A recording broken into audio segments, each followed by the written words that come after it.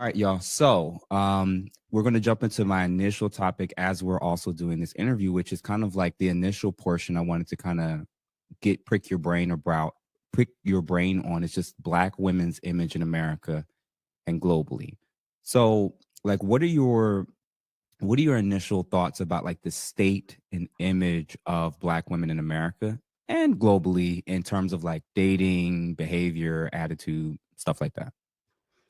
Well, I, I think there's a misconception of what Black women are because there's like this hyper fixation on degeneracy right now, especially within our community.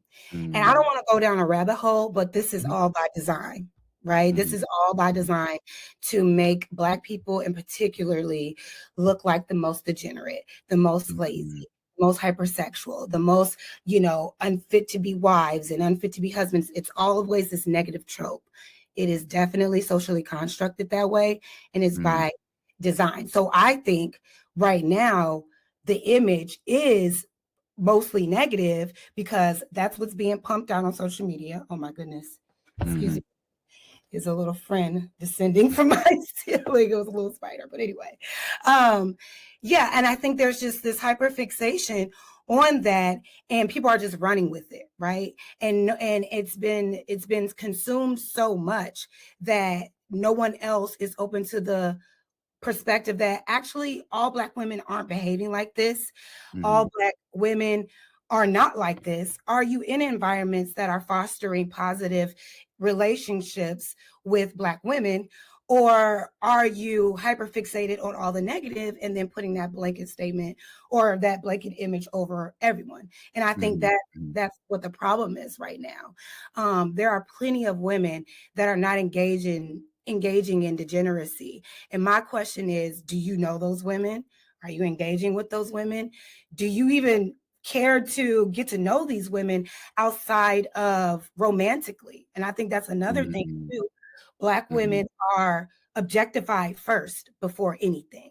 You know, mhm, we are mhm, looked at as body parts and, what we can do for somebody first sexually than anything else. So it's just like, are if we are so upset about this, are we actually trying to change the narrative and tap into the women that are upstanding, that are practicing healthy lifestyles, whether that's whatever it is that they're feeding themselves, what type of social media content that they're entertaining, what type of content and lifestyle they're putting out into the world? Are we really paying attention to those positive things, or are we mhm. so fixated on the negative?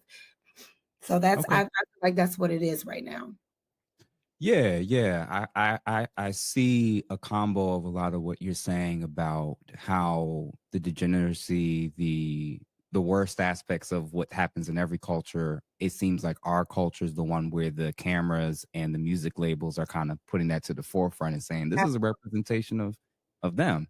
I definitely agree with you with that actually. My issue and concern is, and I've kind of mentioned it briefly on panel discussions, it seems like as a culture, we tend to operate in one of two extremes that doesn't really help. The first is that there is almost like a celebration of the worst aspects of our culture as well. We buy the tickets, we pay for it, we show up to the tours, we wear the stuff, we quote the people, we we make viral the very things that we also say isn't us, a true representation of us, I feel like. So that's probably my initial thing is like it's almost like we're kind of schizo a little bit because we don't want to acknowledge that the very thing that we're saying, that's not all of us, that's not all of us. If that's our homeboy or our girlfriend that's doing it, or if it's a favorite celebrity, we still rock with it in a Mhm. way, right? And then the second is even if it's true that it's still a minority, I think we can acknowledge that, like, from a cultural standpoint, I'm not one of those people that looks in the past and says, like, everything was great in the past, everything was perfect, things were Mhm. so kumbaya. Of course not. It was a mess in a whole host of areas. For sure. There does seem to be a cultural shift, let's just say from the 90s on, in terms of like respect, in terms of even our own individual view of our image. It just seems like we've lowered the bar significantly in terms of our expectations, in terms of like what we would consider class or like respect or basic things that like are now debatable. It seems like it's almost like on one end, anything goes. People can do what they want, wear what they want, say what they want, act how they want. And then on the other extreme is anybody who kind of points that out, we attack those people, not not the ones who may not be living. I don't know. I don't know. What are your thoughts about me saying that? I feel like it, I don't know that to be true, that we Mm, as Black people are constantly uh, upholding degeneracy. Again, mm, I think it's media propaganda. That's all you see. Because in mm, my life, I'm amongst Black people that are learning how to golf on golf mm, courses. I am at galas. I am at prestigious networking events. I am at upscale lounges interacting mm, with career women and career men who mm, are, doing positive things within our community and making it progress. And of mm, course, that's not being highlighted enough. mm, mm, Unfortunately, the degeneracy is what sells the most in our community. So it may seem like we're hyping it up, but when mm, you detach from media and you mm, detach from propaganda and really get into community, it's not like that. And that's why mm, I want to start this channel that in pursuit of what I'm trying to do, because okay, the good things are happening. Y'all don't know anyone that's doing it, or you're not mm, seeing. mm, I'm in the field and I'm seeing the progress happening, and I'm seeing the class, I'm seeing the Black love, I'm seeing the respect amongst Black people. But mm, mm. being anti-Black, being degenerate, it's all clickbait and it's profitable. So I Gotcha. can't Okay. really. We do have a part to play in what we choose to consume, but Mhm, just like anything, there's duality here. I can go all day and listen to Rhapsody, and a lot of mhm, people don't even know who she is, right? mhm. And that's One of the because dopest female MCs ever, but that's neither one here of the nor dopest female MCs ever, very mhm. conscious, very positive, dope. But you're not going to see her music being pumped out into the masses. Why? Fair. Because music like hers, music like other conscious rappers, that's not what sells the ticket. The people that Mhm, has the control, that's not profitable. And then also it encourages Black unity.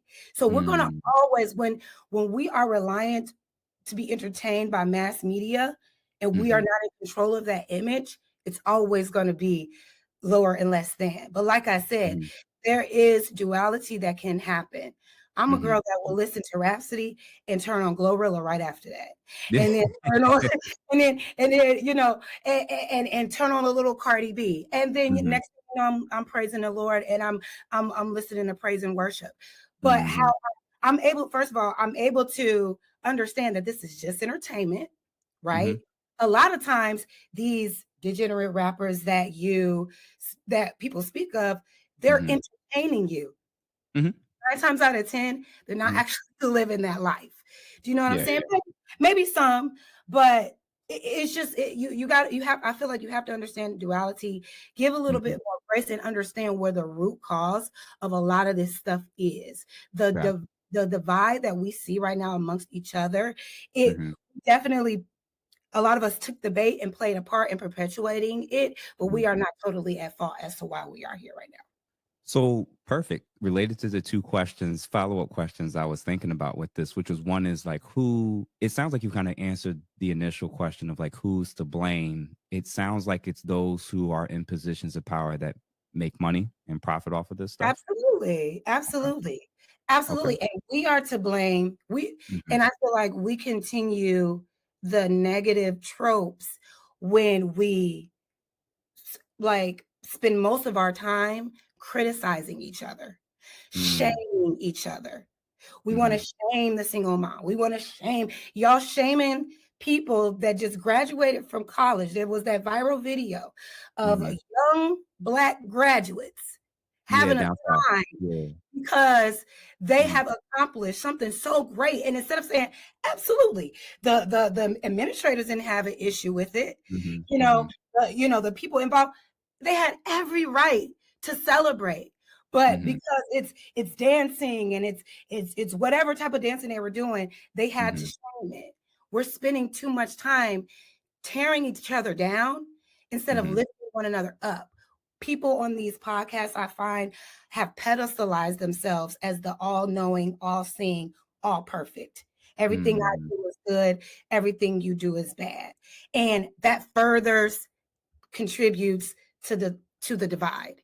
And I think yeah, once we start giving each other more grace and start really understanding each other and stop trying to criticize more than we support, then we can start to see the positive aspects of us in music, of us in mhm, entertainment, et cetera, et cetera. okay. I hope that answers the question. You know, I'll be No, rambling. it did. It definitely did. No, for me, I agree with you in terms of like, obviously, there's different culprits of who's to blame. We got some blame individually, collectively, as a group, corporatists or corporations or capitalists who are also profiting off of the degeneracy and the negative image that's been projected around the world of us. I think all of those are legit. I do wonder what's the percentage that we as a community should take. Even the question about the whole component of, in terms of the negative stereotypes and negative image of Black women, specifically in the States, what's the percentage of blame or accountability that should be given specifically to Black women from your lens? I don't know if I have that number. I'm Mm-hmm. not sure what that percentage would be. Um, when you say, okay, when we take responsibility for the image, what would that look like? How do you feel Black women as a whole are contributing to that image? And what do you think we should do? Mm-hmm. Because I really don't know that answer. Okay. Yeah. If I had to guess first with my own percentage to that, I probably would say, and it's gonna be a spectrum. So just to be careful, And because I that's think, what I was thinking, because I'm like, yeah, there's a spectrum of what this percentage is going to be to me, and it's actually in relation to your initial question about, there are women who aren't really going out of their way to perpetuate these stereotypes. They are loving, loyal, faithful, good. They're not really super consumed by like always what's on social media and following trends that's maybe even negative for themselves or their household or their family. absolutely. I think that that's still like actually the norm, like you said, in terms of experientially when I interact with most women. I'm going to give them probably like 20% of the blame, 20%. and it's related to the sisterhood. But I'll going to touch on the sisterhood later on, and I'll explain my reason and rationale behind what I think the sisterhood should be versus often how it's seen, how it's experienced from people who's not a part of the sisterhood. And there Okay. definitely is a sisterhood amongst Black women, and there's a sisterhood amongst women in general. But I would say 20% for those that are not acting or doing any of those things that's really making us look bad. Those that are, those that are perpetuating, and those that are benefiting off of the uh, continuing to perpetuate these things, whether it's on social media, in family court, just in the way in which they view and treat and talk about even their own community or men or even their own children, it's probably like 40, 50%, 40, 50%, because you got to realize if there's less and less examples of that, then it's less and less traction of examples of proof. Like you could hold up a phone to me all day, like record me and try to show, what my life is like. It's gonna be very boring. You could follow me all the time, and it's like, you're right that they're taking the examples for us and trying to make it seem like it's the majority of us or almost all of us. But there's also so many examples in every city. And when you work in the hood, when you've lived in the hood, when you do nonprofit work in the hood, you can't deny the bodies. You Mhm, can't deny the chaos. You can't deny, like, if I told you how many people in the last 4 or 5 years I've seen stabbed, shot, or dead, mhm, 1 block or 2 blocks are right in front of my job, you'd be like, what? mhm. And I understand.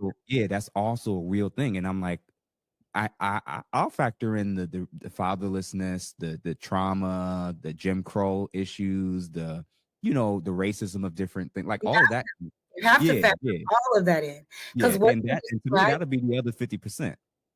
Yeah. Like, because yeah, so that's where I would See, I kind don't of. know about that. I don't know about that number, Okay. brother. I don't know about that only because Mhm. what you're talking about is a direct byproduct of systemic racism and oppression. And they Okay. have done such a heavy number onto us Mhm. that we have been torn down mentally, physically, financially, and spiritually for so long that a lot of people are stuck. It's a cyclical behavior. You understand what Mhm. I'm saying? Imagine if people would have just left us alone once we got free. Just imagine if we were able Oh to yeah. thrive on our own, build our own, and be left alone. But Mhm. because every time we made progress to be of a certain class and to Mhm. not be of a degeneracy, there were so many roadblocks to say, actually, no, this is where we want. And because we have the economic power, we can do so. Now, here's the thing. I'm not going to, I know for sure that that's the root cause, but I do Mhm. understand there is an accountability factor that needs to happen within the community as well. I'm not going to Mhm. sit here and say that, well, it is what it is. And unfortunately, it's going to take people that, like you say, you like yourself, who Mhm. work in the hood, who understands the hood, who's been in the hood, raised in the hood, that become something, right? Inspiring, Mhm. not only inspiring, but relatable, that can then go Mhm. back into our communities, teach one, reach one, teach one. Do you know what I'm Yeah, saying? yeah, yeah. We go back, Yeah. we pull one up. If, a lot of times we get out of these situations just to go back and point the finger. So my thing is, we have a problem with it. Let's offer a solution instead of Mhm. critiquing, because shaming, you shouldn't be doing this, you shouldn't be doing that. That's not helping.